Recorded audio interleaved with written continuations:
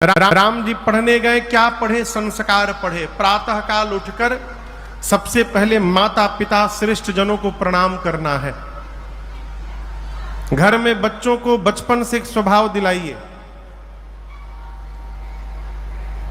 विद्यालय में प्रणाम करने की प्रथा समाप्त हो गई। अब विद्यालय में गुड मॉर्निंग होने लगा। विद्यालय में बच्चों को गुड मॉर्निंग बोलने दीजिए, लेकिन घर में ये आदत न दिलाइए। घर में बच्चों को सिखाइए कि वो प्रणाम करें। आप जब अपने माता पिता को गुड मॉर्निंग बोलेंगे तो माई बाबूजी ना कहेंगे जियो जियो, बोलेंगे क्या?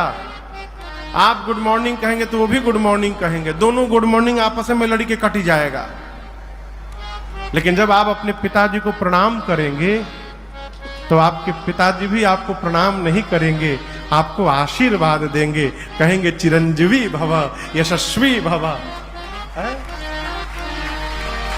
प्रणाम करने का स्वभाव बने। भारत के शूर्पणखा कहती है रावण से कि रावण, यदि विद्या प्राप्त हो गई, विवेक नहीं जगा, तो उस विद्या से किसी का कल्याण होने वाला नहीं है। ना अपना कल्याण होगा, ना समाज का कल्याण होगा।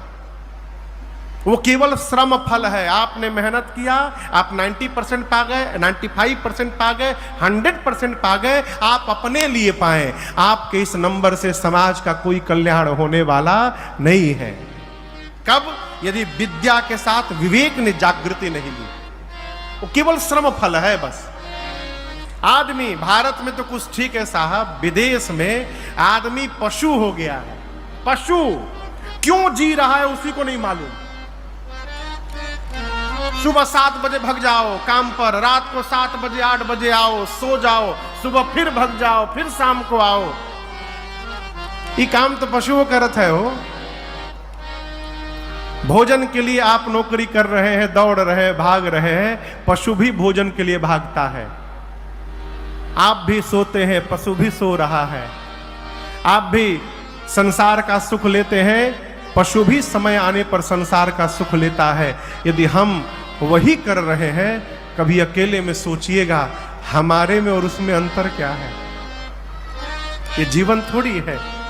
जीवन वो है माई बाप जो किसी को जीवित करके चला जाए, जो समाज में कोई संदेश छोड़ के चला जाए, जिसकी कीर्ति स्थापित हो गई, वो जीवित है संसार में। और वो कोई भी कर सकता है। आयुर्वेद का सिद्धांत कहता है धरती पर ऐसा कोई झाड़ नहीं जिसमें कोई दवाई ना हो, और धरती पर ऐसा कोई मनुष्य नहीं है जिसके भीतर कोई अच्छाई ना हो। आप कुछ भी कर सकते हैं। बहुत पहले राजन कथा इसलिए गा रहे हैं कि भारत में बैठे हैं। पाकिस्तान में रहते तो कथा ना गा पाते, ईरान इराक में रहते तो कथा ना गा पाते। भारत यदि सुरक्षित रहेगा तो ये धर्म भी सुरक्षित रहेगा, राष्ट्र बचा रहेगा। तभी हम लोग कथा भी करेंगे, हम लोग कीर्तन भी करेंगे, अखंड अष्टजाम भी करेंगे। कहते हैं किसी भी सभ्यता को समाप्त करना हो तो उसकी संस्कृति समाप्त कर दो, वो सभ्यता अपने आप समाप्त हो जाएगी। दिल्ली में एक भवन है, मैक्स मूलर भवन है ना। मैक्स मूलर बहुत बड़ा विद्वान था। अंग्रेजों ने उसको बुलाया कि वेद बदल दो, उसमें भ्रांतियां डाल दो। उसने जब वेद को पढ़ा तो अंग्रेजों से कहा कि मैं ये कार्य नहीं कर सकता हूं। तो क्यों? तुम वेद नहीं बदल सकते? बोले इसको पढ़ा तो इस वेद ने मुझे बदल दिया, मैं इसको क्या बदलूंगा।